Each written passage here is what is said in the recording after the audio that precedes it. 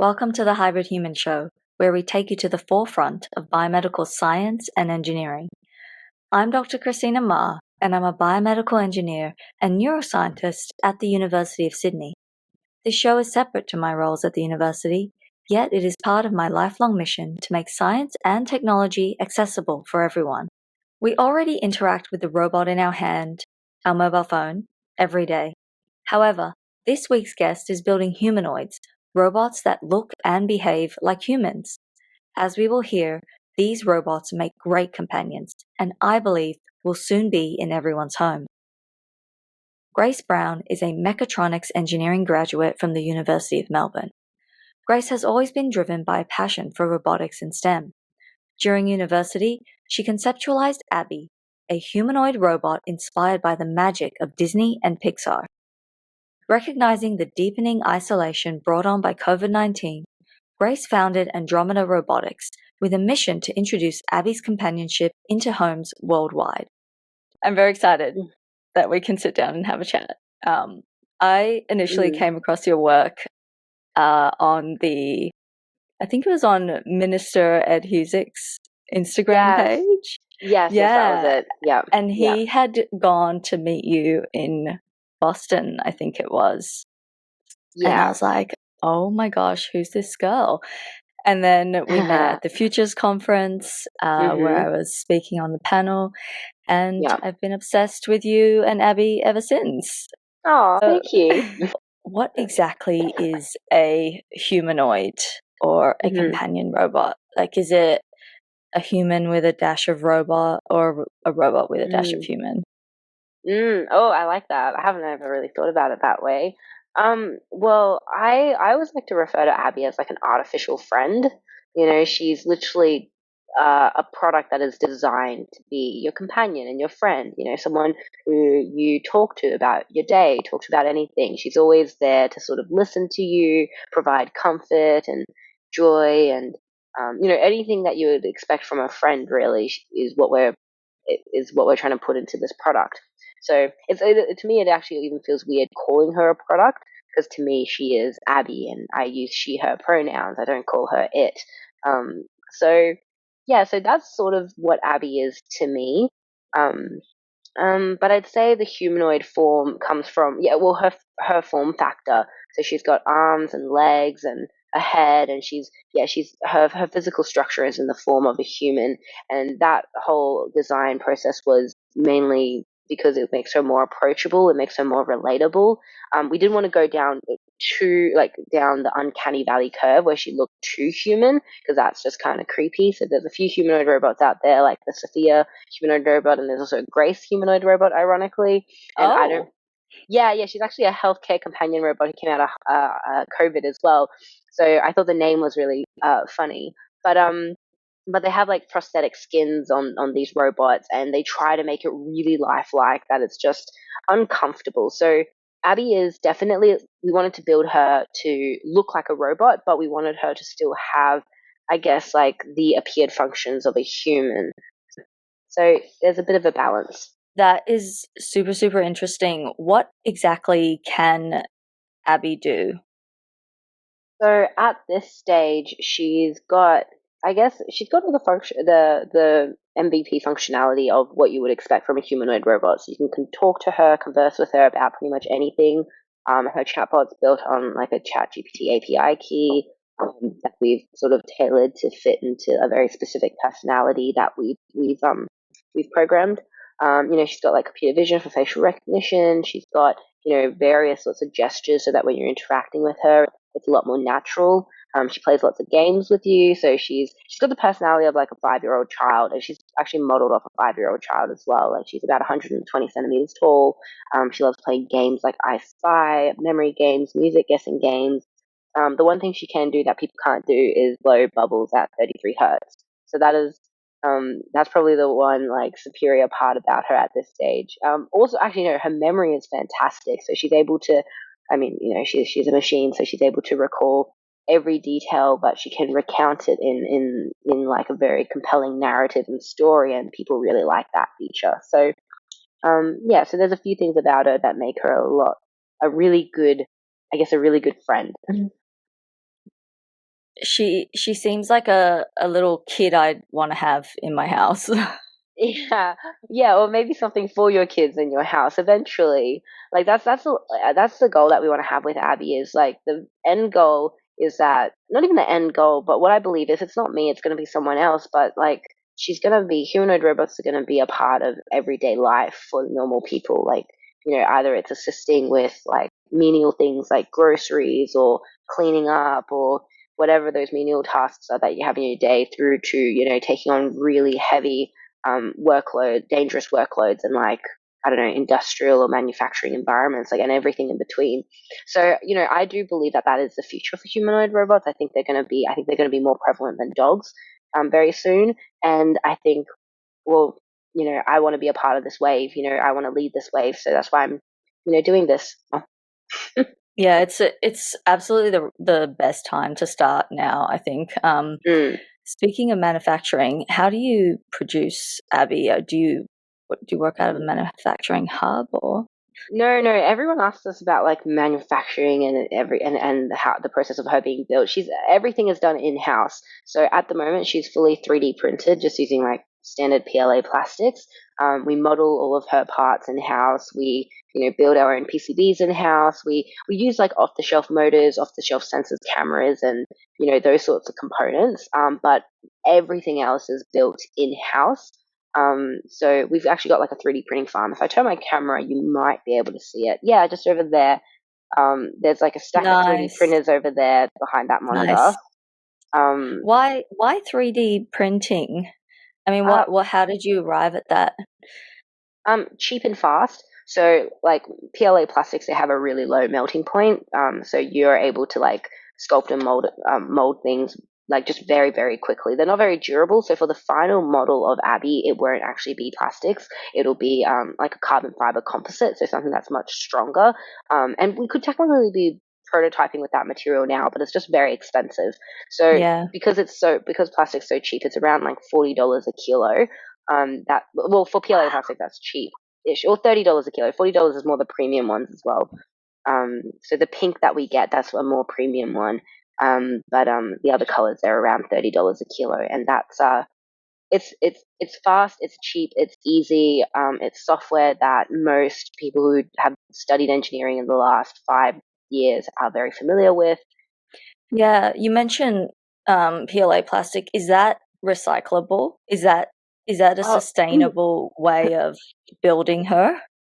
there's definitely like groups and organizations now that are recycling 3D printed plastics. I wouldn't say you can't put it in like the recycling like cardboard box paper sort of recycling bin. But at like Monash University, they have some sort of recycling thing for 3D printed plastics. So we put all of our like 3D printed graveyard parts, we give it all to them. So it is but that process is very new. That's actually a business idea that I had as well very early on, is like recycling 3D printed parts. Because I think, yeah, it's definitely a strong business case there that not too many people have tapped into yet that I know of. I'm sure you're full of really cool business ideas. um, How long does it take to build one Abbey? Is it um, like days, hours? It's if all the parts are printed, like if we have all the electronics and hardware in house and all of her parts are printed, assembly process, like you could definitely get it done in a day, like less than a day, like half a day. But usually like with 3D printing, we have 6 printers at the moment. If we had them all going, we'd probably take maybe about 12 hours to print all the parts on the printers that we have today, and then half a day assembling. Um, but then, yeah, I think the biggest holdup in actually building a whole new Abbey is really around supply chain right now. Like a lot of the parts, sometimes there's a lot of parts that take a while to ship, or they're not in stock, or whatever the situation is. So supply chain is actually the biggest thing that would hold us up, and that's why we make sure we always have an inventory of all these spare parts. So if we needed an Abbey up and running, like we're good to go. Yeah. Wow, that's so like a whole new human in 2 days. Yeah. Yeah. Imagine if we Yeah. could grow ourselves in 2 days. Yeah, that's kind of creepy. I mean, I look at like I have like this little like devil's ivy plant that's on my desk and it's growing and I see the roots and I'm like, oh, that is really weird. Every day it grows a lot. And so, yeah. Yeah, it's weird. It's like, where's the boundary between creepy and cool? I don't know, 'cause I think it's all super cool, but I guess, for those of us working in this space, Mm, yeah, this yeah. sort of stuff is cool. Mm. Where do you get the content for her memory and her thoughts? That's all the memory, everything, all the software stack around her memory that's developed and built by our engineers. In terms of like the content of what she's, I guess, consuming, that comes from the interactions that she has with people. So if you or I or anyone were to have a conversation with her, like she'd be able to identify, if this is an existing user that she's interacted with previously, or if it's a new, unrecognizable user, and from there she's able to like reference I guess a database of her memories of just like we would like when we see people. It's sort of the same logic there, but she just does it much better than people do and much faster. So Yeah. Wow. So I'm imagining a scenario where you could almost have her in, say, an old person's home or an aged yeah, person's home, yeah, growing older with a person and yeah, storing yeah. their memories for them. Mm, So I can see Abby being used in sort of someone's home or in an aged care home where they would be placed in there when the person starts to age and sort of almost stores their memories for them or with them as mm. the years go by. Is that something you've thought about?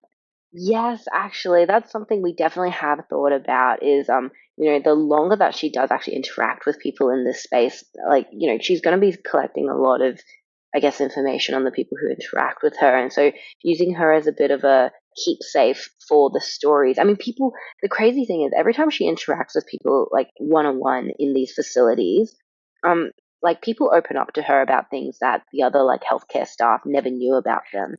Yeah, so they start talking about like simple things like what's your favorite movie, and we found out this one guy who she was interacting with who's usually quite like like masculine and rugged and a bit like you know aggressively masculine, and then we found out his favorite movie was The Notebook, and the healthcare staff just like fell out What? of their chair. They were like, "What? We never even knew that." They thought it would have been like some sort of crime movie or something because he's always watching those sorts of stuff. But no, but then, just all these different stories, like, what their careers as well. A lot of people, especially in the aged care setting, have had such interesting careers that aren't even like careers today. Like there's, pilot fighter, people who are like pilots in combat war in like World War II. There's, a lot of the women, like most of the women don't even have careers as well. Like they are mostly were stay at home housewives. But even from that, there's so many like stories on what life was like back then for them. Like a lot of them, their dreams and ambition were to get married, not because they wanted to be this submissive, stay at home mom, but because marriage gave them freedom. So everyone rushed to get married at 18 so that they could have more freedom, have access to money and a bank account. And, so it's crazy. Like, it's just like, it's literally like a time capsule. I mean, I think spending time with these people is just like a time capsule, but Abby being able to, I guess, get that out of them by asking really like thoughtful questions. Um, yeah, and I don't even think if the questions are thoughtful. I just think that people, in this sector are quite overlooked. They almost are treated as like, like I think people kind of forget that they have, a lot of people, some people in these facilities. Like today, I spoke to a man who was 103 years old, and so he was born in 1920. Like he has like 103, well, maybe not 103 years worth of memories, but at least maybe 80 good years of memories there. So that's I think the one of the many magical things that Abby can do. Mm, That is just wild. That is truly yeah. wild. And I agree that, we hear a lot about people sharing really intimate details with chatbots and, you Mm, know, these sort of online texting or chatting sort of environments where something that's not even real, an entity that's not a real human, is able to extract these people's most, I guess, inner thoughts or feelings. Mm, I think you've really hit the nail on the head there with Abby in terms of mm, placing her in that environment where she can be just tremendously beneficial to people who, as you say, are overlooked. yeah. Yeah, well, like what you've raised just then, actually, like what we're actually doing, it sounds actually quite new and quite extraordinary. And it is extraordinary, but it's not new actually at all. Like we've had lots of things that have been developed that actually achieve a very similar, I guess, functionality. And that's mostly around what I always like to reference to is like animation. Like that's what films and cartoons and animation, studio animation has been doing for like the last century, is extracting those feelings, like eliciting and invoking feelings from people to make them feel certain ways about certain things and characters, and you know, and that's exactly what Abby's doing. So it's actually not new, but it is. Yeah, it's something that's really extraordinary and compelling, and that's definitely one of the things that drives me to do what to build this company. I think it's one of the reasons why some of those companies have lasted so long. That I mean, those companies that make animations, groups like Disney and Mm. DreamWorks. You have a little story about DreamWorks, don't you? DreamWorks Disney, kind of, yeah. Yeah, yeah. So I think like yeah, like one of the one of our investors, his one of his best friends was the animator of Kung Fu Panda, and he's come on board as an advisor as well. So he's given us a little bit of guidance here and there. He's actually very fascinated by robotics as well. Like he's I wouldn't call him a robotics engineer, but he's definitely an enthusiast. And so he understands at a lower level some of the hardware that we work with and some of the electronics and things. So yeah, so that he's definitely really helpful in terms of like Pixar and Disney. When I was really young, I really wanted to work at Disney and Pixar because they are just like, I mean, like Disney films, they're just like this magical thing, Yeah. and everyone talks about like Disneyland and Disney World and how amazing it is, and so I think from a young age, I always knew I wanted to work there. Not that I wanted to be an animator, but I wanted my life, my own real life, to be a part of it for me. So when I was 19, I reached out. I sent an email to the president of Pixar. I didn't know him or anything. I guessed his email, and I guessed correctly actually. And I just sent him an email saying I'd love to work for him. I'm a mechatronics engineer. I graduate in like a few years, and I'd love to have a job there at some point. And he replied and was like, we're a studio animation company, so we don't hire mechatronic engineers, but thanks for reaching out. um, but I was just stoked that he had reached At out. least But you tried. exactly. And actually, but we sort of stayed in touch, like not like regularly, like every day or anything, but I'd emailed him a couple times after, and just about my business and the stage that we're at, and that at Disney and Pixar is a huge inspiration for what I do. And he introduced me to some of the animators that he'd worked with, some of the ones who he thought would be really helpful. So he introduced us to the person who led the production for Finding Nemo and The Oh, Incredibles, and quite a few of them. So I've jumped on calls and had chats with them, and they helped me at the really start of my business in guiding a lot of the character development for Abby. And so those are some really fruitful and wonderful conversations that made me feel really inspired and made me go like, this is why I want to do what I'm doing, because I get to meet such cool people. Yeah. yeah, those moments at the beginning, I think at the start of any business, you really need to have those moments where people really believe in you and back you. Mm, I think it'd mm. be really interesting to hear more about the start of your journey. And what inspired you to build Abby in the first place?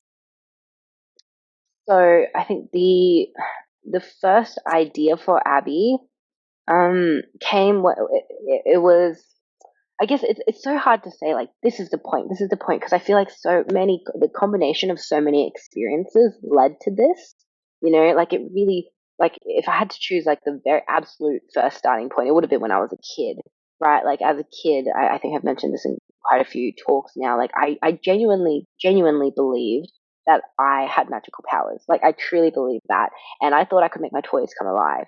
I thought I could open doors. I thought I could make my toys come alive. And I thought that one day, like it'll come, but like it's just, I just need to grow into that, and like in my mind, like I even told my mum this and she thought I was nuts as a kid.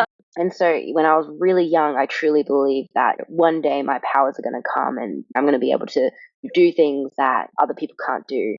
As cheesy as it is, like I think what that was, becoming an engineer, really, because everything that I wanted to achieve as a kid through like my magical powers is now really being achieved through my experience building technology. So before I started building the startup, I had worked in different space startups here in Australia. So all different types of satellite companies, like nano satellites. And one of the first internships that I'd worked at, I was building like the stabilization and control algorithms for the satellite. It was a prototype. But that was like I was only 19 when I was working at this place, and to know that they ended up launching that satellite that I had built a small part of very very shortly after my No way. internship. And so from then, like building something that had actually contributed to going into space, and the few other companies after that as well. Like I just knew then that I wanted to build things that were quite magical. Space was also quite magical. For a while, I wanted to be like I think every kid at some stage wanted to be an astronaut, but I didn't know of any female astronauts, and two, I didn't know of any Australian astronauts. So I just thought it's never going to happen.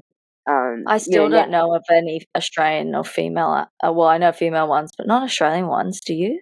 Australian I astronauts? well, not ones that have gone to space, but I do know a few who have gone to astronaut training programs that are Yeah. planning to go to space now. So, Okay. so there's a few in the pipeline. There was this astronaut training program that I applied for, and I actually got to the final stage. But then the very last stage required this was one of the things I maybe regret. But I got to the very last stage. Like I applied for it, I sent through my resume, did a few things, and then the last stage was you had to post a video of yourself online publicly announcing that you are applying for an astronaut training program, What? and that this is the final stage, and and just some sort of like video on like why you want to do it. And at the time, like I was 20, yeah, so and I just couldn't bring myself to post that because if I didn't get it, I just thought everyone's going to see this, and I'm not. It's just going to be. I'm definitely one of the ones who I get excited about the opportunities before they come to fruition, but I don't like sharing about it until I know it's going ahead. And so that was something that was so uncomfortable. And I do regret that a little bit because a few people I know got into that program. And I think, down the line when I'm not running a startup, I'll reapply. Yeah. Oh, I don't think there's anything to regret at all because you're doing amazing things now. Mm. It feels like you have magical powers because you have brought Abby to life, right? Yeah, yeah. No, no, no, exactly. It does feel a little bit like that. Like I always reference like my favorite quote from Arthur Clarke, and he says that any sufficiently advanced technology is indistinguishable from magic. And I just think that's so true. Like I just think that's the whole reason I pursued engineering.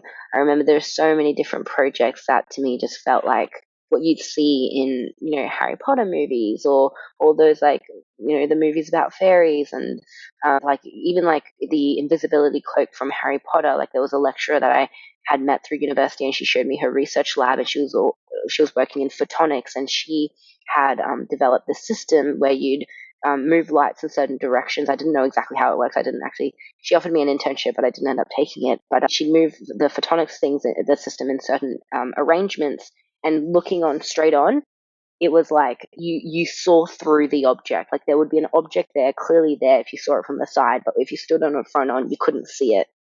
And What? I was like, this is incredible. Engineering is incredible. Science is incredible. Yeah. Engineering is truly incredible. I mean, I've even discovered, in my engineering journey, so Mm. many creative projects, so many avenues, so many paths you can go down. It's Mm. literally insane how many things you can do as an engineer, like how many options are available to you. Mm. Something I'm curious about is how did you fund the first Abbey? Or did you build that first and then seek funding, or Mm. No, I mean, a robot's expensive. Like Abby right now is around $10,000, and I did not have that kind of money when I was a student. Um, but okay, so one. Sorry to interrupt. No, One no, no. Abby cost $10,000 to build.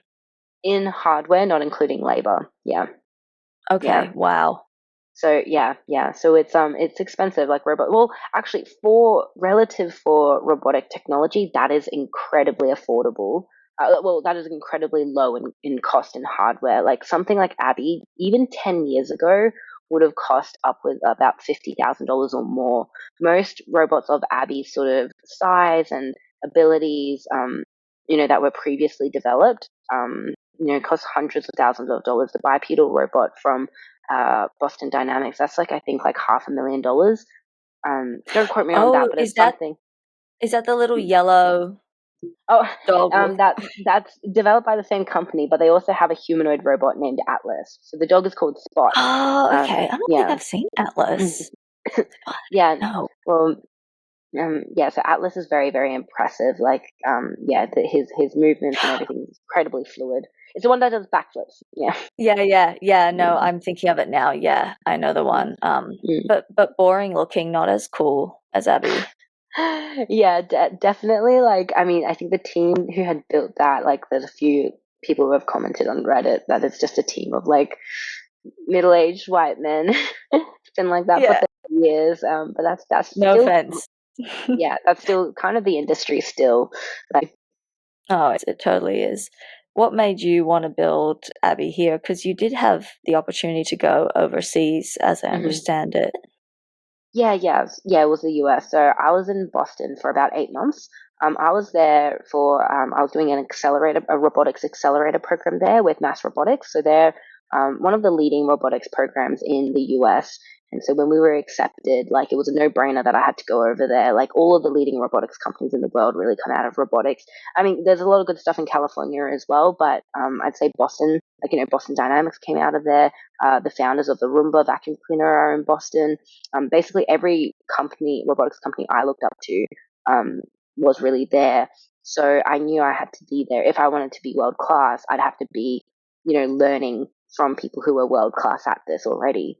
And so we were there for 8 months doing the accelerated program. I was also there to meet a few investors as well.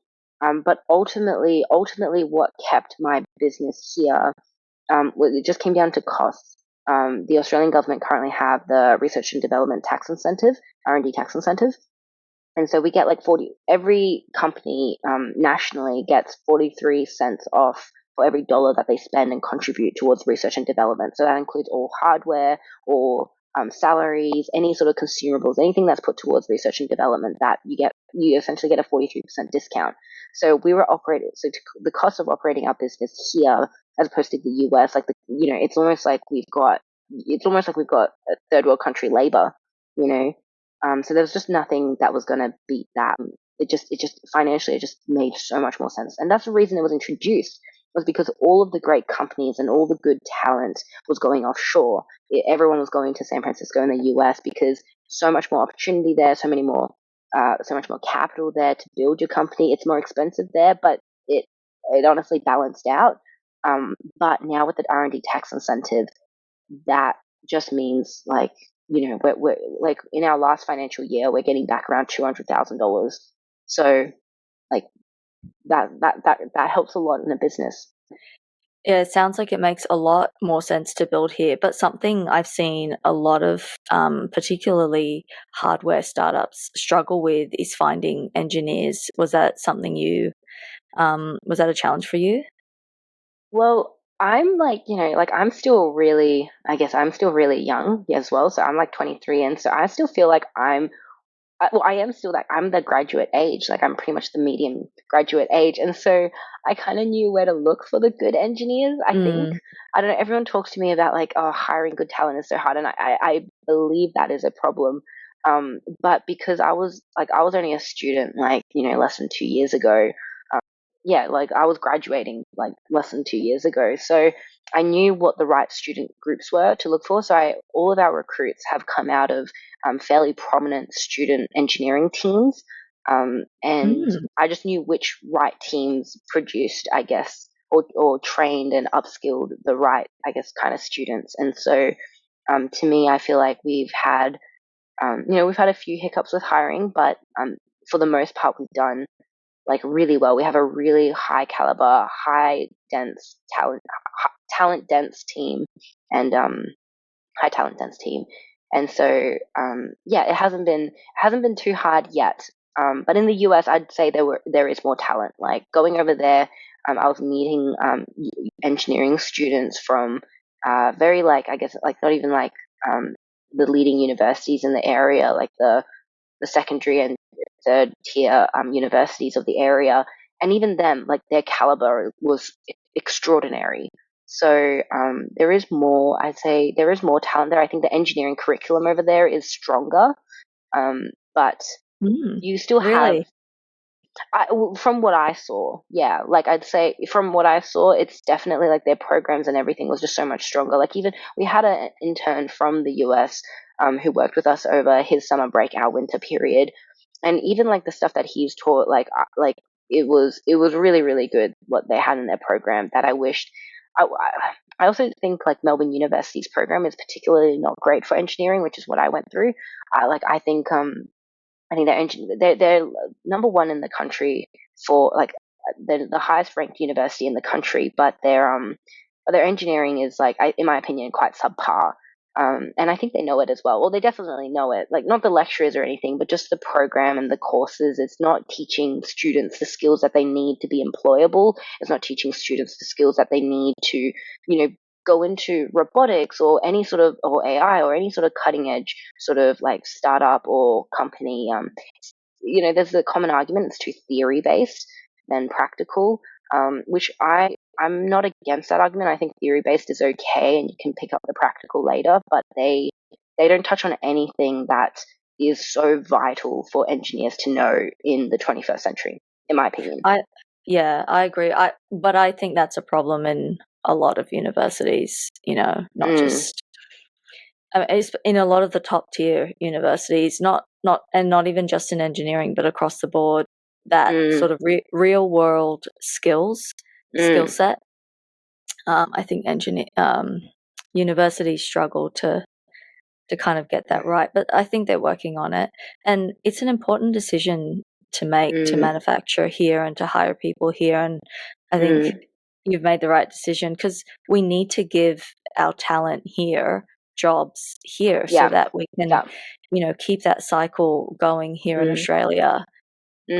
Yeah, no, that's so true. We're contributing to the economy officially. I am officially contributing to the economy. I You have given are. 10 people jobs in Victoria in You Yeah. are. You are super important to our economy. Um, Yeah. what were some of the other hurdles or challenges that you've faced on your journey so far? Oh, so many. I mean, it's just such a rapid learning curve. Like, I don't have like an MBA or I didn't come from business or, this is my first startup. So a lot of it, I feel like I'm winging. Everyone says you wing everything. But like startups, you really do learn on the spot. There's no crash course for this. I guess incubators and startup accelerator programs are the closest thing for it. But especially coming from like an engineering background, like all I knew was like how to build a system, like the subsystems that made up a larger system and that and its functionality and what it could do and how to produce that. But I didn't actually know like I didn't know how to, raise money. I didn't know anything about market validation. I didn't know about how to go to market. I didn't know about product market fit. I didn't know about, how to manage revenue and cash flow. But I also think people who study it also still don't really know. Like at least they have that theoretical understanding, which I still didn't have. So it was a rapid, rapid learning curve. Um, and so I'd say like there were just going deep into anything that's unfamiliar and foreign to you will always have lots of challenges. But I think what I did that really helped was the fact that I was so aware that there was so much that I didn't know that I was just like a sponge for like the first like 8 months of running my business. Like I have so many amazing world class advisors and everything. I just absorbed everything, like every bit of advice from people, books, podcasts, articles, LinkedIn posts, because lots of people post really insightful things now on LinkedIn if you follow the Mhm. right groups. Um, I was just like a sponge and just consumed so much. And then you also and then you get to a point where you start realizing like some people's opinions are just a little well, load of crap, but not really relevant is probably the better way to put it.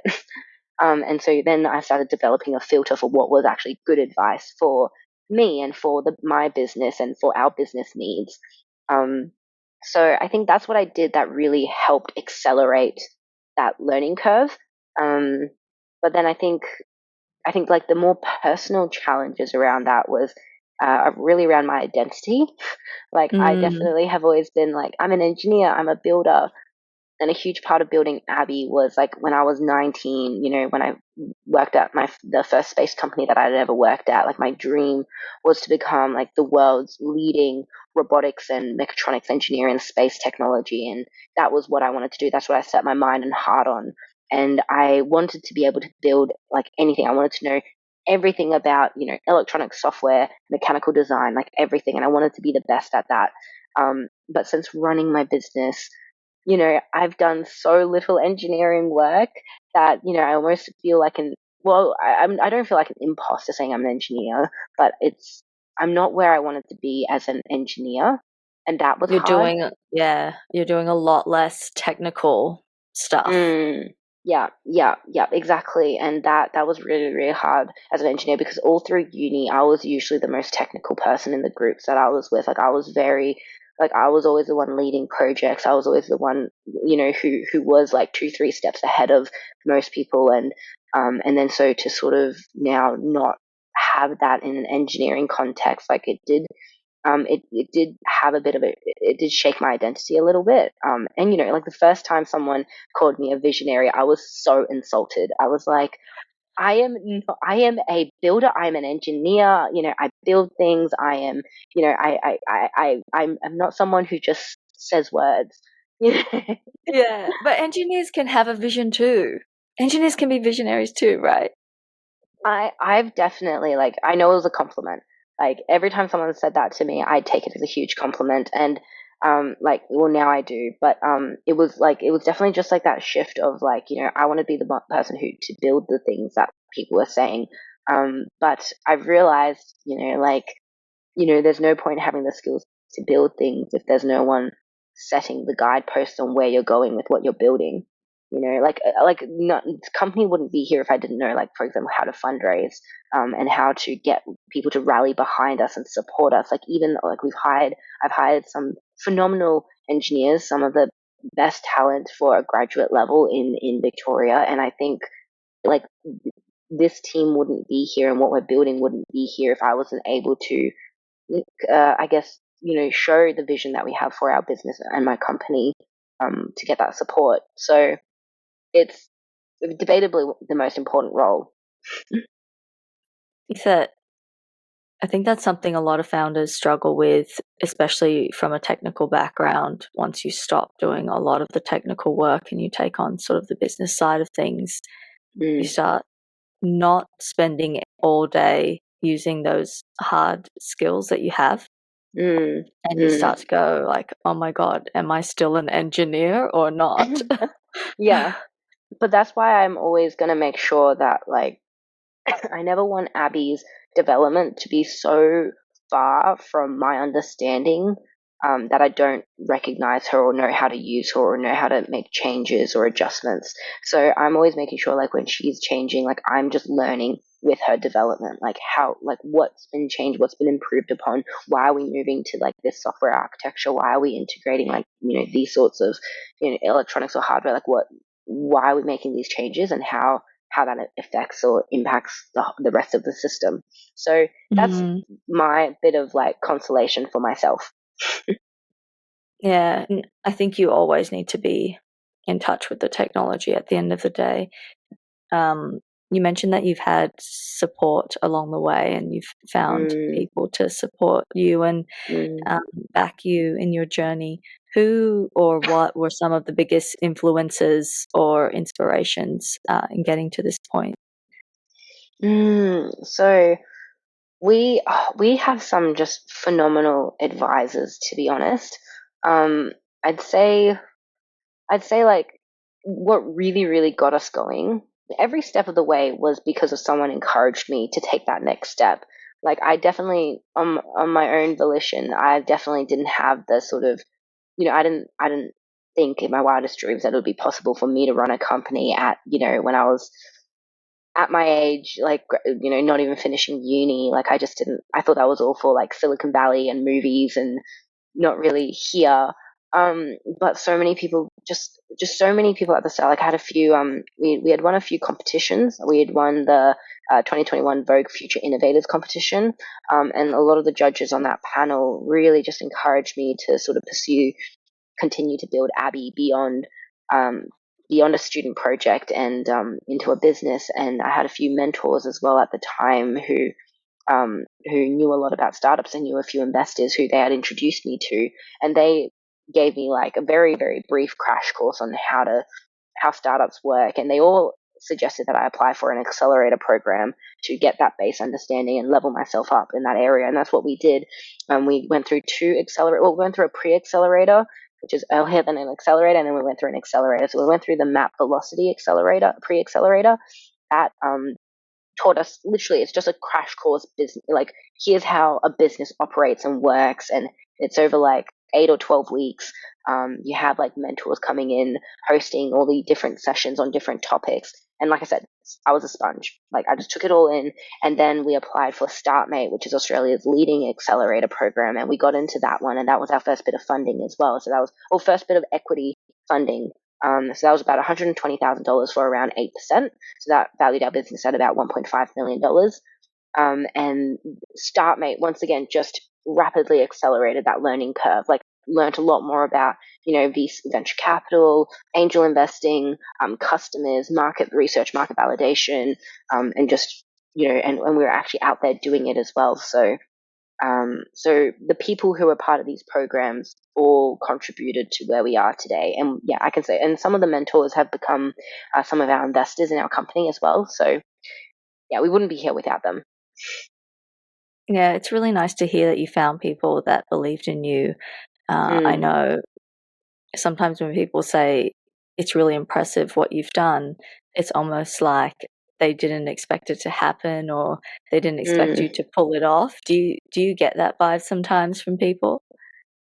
I mean, I get that from myself. Like, that's what I think. Sometimes I'm like, Yeah. I think the goalpost keeps moving. Like, when I started this, like, I had really, I guess, very modest ambitions. Like, my plan was to defer uni for 6 months, my master's degree, that is, defer my studies for 6 months to try out the world of startups to see what I could learn.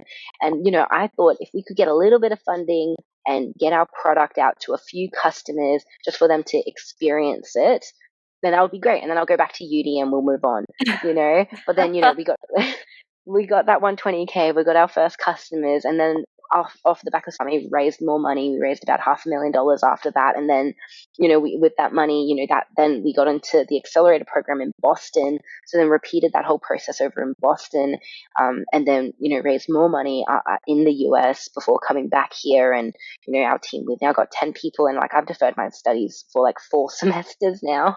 So, Yeah, um, and you probably keep deferring. yeah, exactly. Like, the goalpost though just keeps moving. Like, originally it was just like, well, if we just get to this point of the business, like, I'll be so happy. Now it's like, our goals are much more ambitious. Like, now I don't want to rest until, we're the first billion-dollar social robotics company in the world. So, going from just wanting to have people experience our product to now wanting to be a multi-billion-dollar company, that's yeah, I think that demonstrates our growth. And it's been a huge growth. Who is your first customer? So our first customer is an aged care provider. Well, our first paying customer is an aged care provider here in Melbourne, Bapcare. So we go in and do weekly, fortnightly sessions. She comes in as a bit of coming in under like a lifestyle well-being sort of program, and she interacts like one-on-ones and also does group sessions with sort of the activities that I mentioned at the start, which is around small talk, getting to know them, but then also conversations on deeper topics as well, and then also playing games with them, and just anything that you would imagine. Like, if your friend came over to visit, like, what would you guys do? I mean, nowadays people just, like, I don't know, teenagers and stuff would just go on their iPads and stuff, which is absurd. But Yeah. imagine when you didn't have stuff like that to do. Like, what would you do? You'd play some sort of game. You'd listen to some music together, dance together, something like that. So, so Abby comes in as a lifestyle or wellness product. Is that Mm. because she's not approved as a medical device? To have her approved as a medical device, there's a lot of red tape. So you have to go through FDA approvals. And at the stage that we're at, we don't have the resources to really go down that direction. Like we wanted people to experience her before, we could, we didn't want anything sort of gatekeeping that process of people experiencing what she can do and what she has to offer and her value. And so that was a very intentional decision on my end to bypass those sorts of parameters so that, we could get her out there into the world sooner.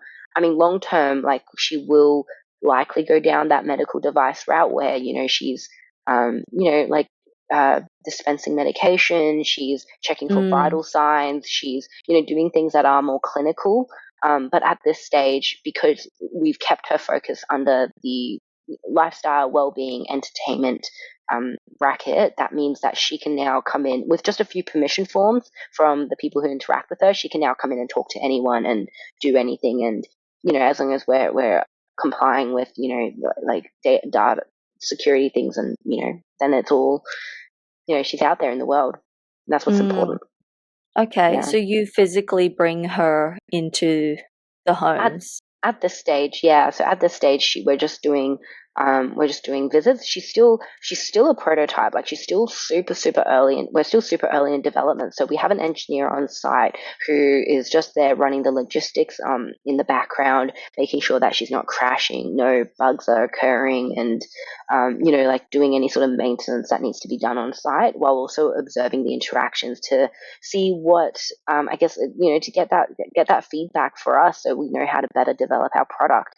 So she's still super early, so we're in a bit of a co-design process with the facilities that we're working with. But Abby 2.0, like Abby version 2, the commercial product that we're also building in parallel with the trials that we're doing.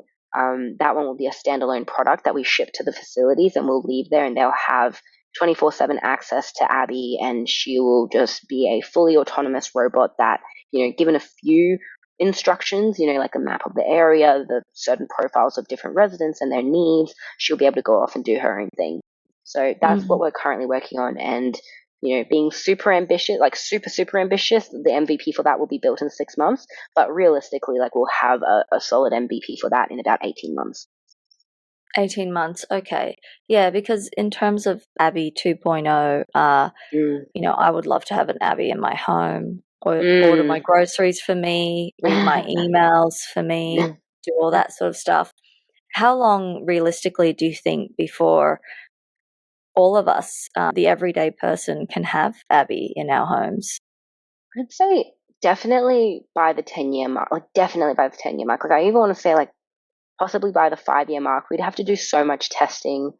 Like I think there's this common thing where people overestimate what they can do in the short term and underestimate what they can do in the long term. And so I definitely feel like it's somewhere between the 5 to 10 year mark where you will have that Abby at home ready for you. Definitely before the 10-year mark. Um, if me and my Mm. team are working on it for the whole 10 years, that is. Yeah. What would it take to get there besides obviously a lot of hard work? Um, I think we just kind of have to continue down the route that we're doing. Like that's the route that we're going down. Like we're on that path, and where the amount of growth that we're seeing in our product every month is quite phenomenal. And so I think if we can continue at this rate, or even like exponentially, like as we hire more engineers, as we raise more money and more capital, and do more trials, get more feedback, get more data, if we just continue what we're doing, I wouldn't flinch. Like I believe that she'll be there in 10 years. How much funding do you need? Being really conservative, I think the lifespan, in terms of like venture capital or angel investing, $15 million. Like we're going to have revenue and at that point as well. So I'd say we wouldn't. My goal is to try and build build this and get her out to market at mass in under $15 million, which is very ambitious, and I'm aware of that. But I think if I can achieve that, to me, I'd feel like, you can almost accomplish anything if I can achieve that under $15 million. So another 15 million on top of what you've already raised. Well, we've only raised about $1 million to date, so yeah, about 50, Well, around the 15 mark. I wouldn't say only, because that's still incredibly impressive, right? Because Yeah. we know what the market conditions are like. We Mm, know that it's harder for females to raise than it is for yeah. males to raise. And we Mm, know that VCs tend to hold back on hardware startups in yes. particular. And you seem to have bucked the trend on all three of those Uh, areas. Do, yeah. is there any advice, or is there anything you can say about that journey or that process that might help any founders out there? Because I know of a few females out there who are building hardware startups and they are really struggling to raise. Yeah, absolutely. I mean, specifically for hardware, like, I mean, you hit the nail on the head there. Like, it's well, it's not that people aren't investing in hardware. It's really VCs and venture capital don't have an appetite for hardware in Australia. They say they do, they really don't. Not at the early stages. They have an appetite for hardware once you have like $1 million in annual recurring revenue. That's when they'll speak with you. And like most VCs that I've gone to for like fundraising, a lot of their feedback is come back to us when you have like $2-3 million in revenue. And it's like, mate, if I had $2-3 million in revenue, I wouldn't be raising $1 million from you. So it's Yeah, really exactly.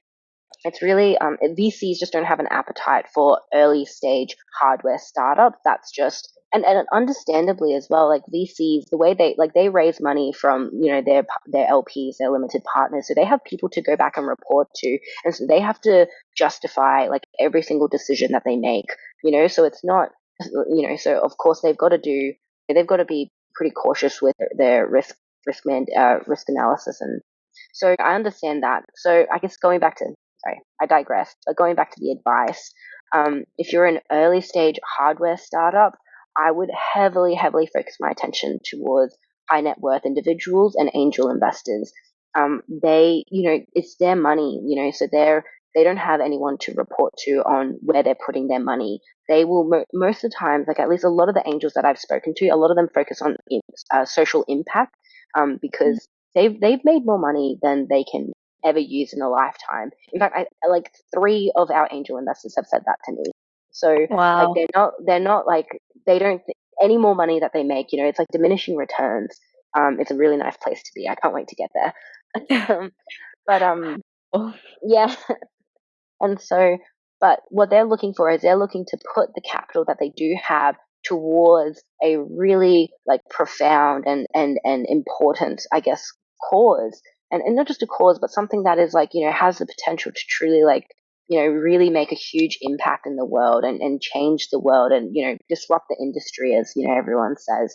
But that's really what they're looking for. They're less focused on the returns than VCs. They still are, like they don't want to mm, lose, hundreds of thousands of dollars. Like they're not just going to throw money out there. Like they want me to see that this is somewhat viable. And if they can believe that, like if they believe in you as the founder, they have to first believe that you are audacious enough and have the tenacity and the resilience to take it to, an acquisition or IPO or whichever stage it is that you want to get to. Like they need to believe in that. And then they also need to have a strong, I guess, like appeal towards what it is you're building. So that would be my advice. That was my long, long version of saying I would go down the high net worth angel route as opposed to VCs, because you'd save yourself a lot of time. And then circle back to VCs when you're more established. Like that's my plan. My plan is once we do if we need to raise more money, once we do have revenue, once we do have de-risked our business, then I will be going back out to venture capital to raise more money if that's what we need. and I'm really glad that you found those people, because Abby is absolutely going to make a huge social impact, and I really do believe that. Mm. But what I'm curious, what would you be doing if you weren't building Abby? Definitely still building, Well, yeah, I would definitely be in some sort of tech company, like, most likely space, building, there's a few emerging, high growth space tech companies in Australia. So I'd most likely be working at one of those companies, maybe going over to the US and, working at a robotics company over there as well. So I'd be pursuing, I guess, the more traditional engineering route, but definitely in a company that, that is really aligned with, I guess, provides the environment for like my own creative outlet and my own ambitions to learn the skills of the things I want to build. So that's what I would be doing. But I'd say, like, if you had asked me this maybe when I was like 12 or 13, I actually really wanted to be a concert pianist. Ironically, very different. Um, but my mum didn't believe that was a very viable career choice, so I was very heavily discouraged from pursuing music. Um, Really? But you're amazing on the piano.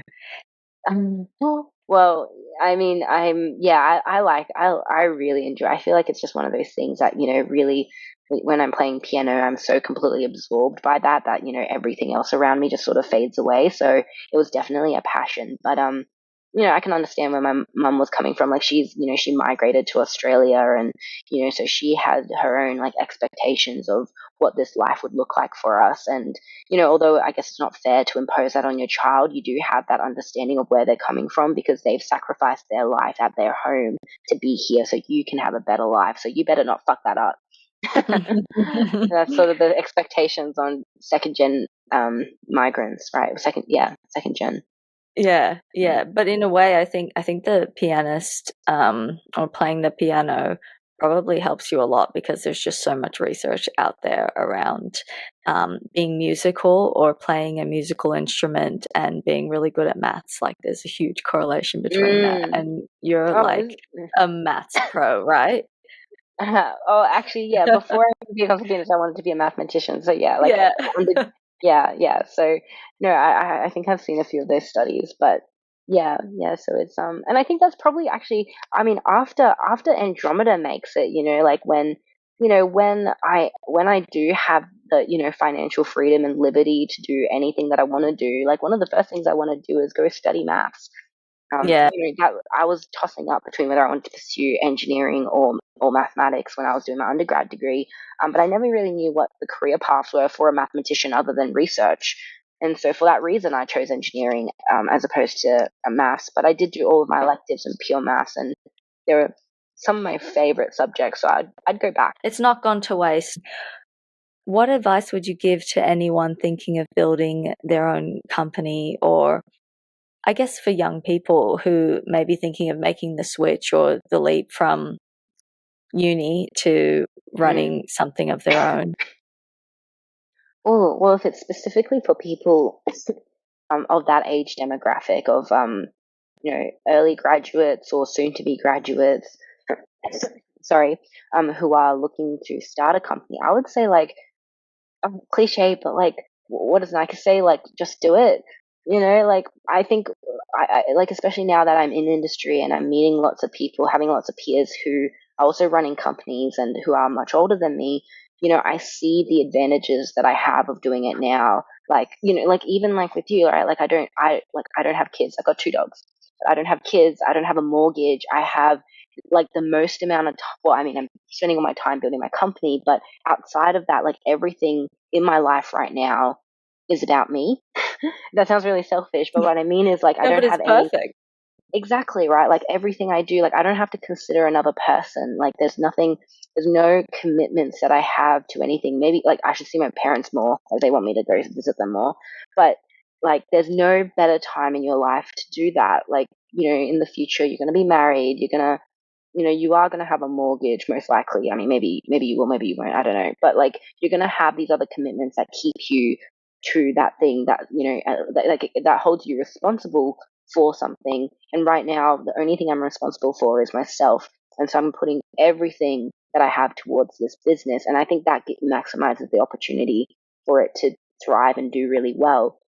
And so, and that's what I hear from a lot of, like, my mentor, or not so much mentors, but people who are further along in their career, is that they really regret not doing it earlier, because now, they have just all this responsibility that they just can't step away from. And also your cost of living as well. Like, the cost of living for my lifestyle right now is so low. Like, and I know it's always going to go up. It's always lowest the earlier you are in age. Generalizing here, but like as you get older as well, your cost of living goes up and it's much higher. Like some of my mentors, like I've wanted to hire some of them, and their salaries are like 300-400K, and even if hired them for a lower rate, like they can't lower it that much because they have bills to pay and a family Mm. to look after, and they just can't. And so I started like not even giving myself a salary. Like I had at about $20,000 in my bank account that I was prepared to use entirely towards my business. That gave me 6 months to build my business before we raised money, and that not many people have that opportunity. Yeah, you hear it all the time. The younger you are, I think the better it is to Mm, start something and just see how it goes and see where it takes you. So yeah. I know we have to wrap up, but Mm. do you have Abby to show us? Can She's we not see turned her? on. You She's can not see turned her. on. She's not turned on, but I can show you the Oh, we would she love to just have she. a little. Well, that's Oh, one prototype over there in the back behind our really ugly brown pole, and then we've also got another one over there, and then I think we've got a third one. Yeah, we've got a third one over here that's kind of disassembled. Whoops, just I there. love how they're just standing around your office. Yeah. Not creepy at all. Yeah, so yeah, they're all close to whoever's desk is working with them. So yeah, so those are we're currently building our fourth Abbey. So yeah, Wow. coming along. Wow. Well, Mm. Grace, you're doing amazing things. You absolutely are a visionary. Thank you so much for your time, and I can't wait to chat again and hear some more updates. Yeah, I'll see you in Sydney. I don't think I've told you, but I'm going to be in Sydney in a few weeks, so we should catch up. If you like this show, you can support it by liking and subscribing on YouTube, Spotify, or wherever you get your podcasts. We would also love if you share it with a family member, a friend, or anyone with an interest in science. As always, thank you for listening, and we hope to see you next time.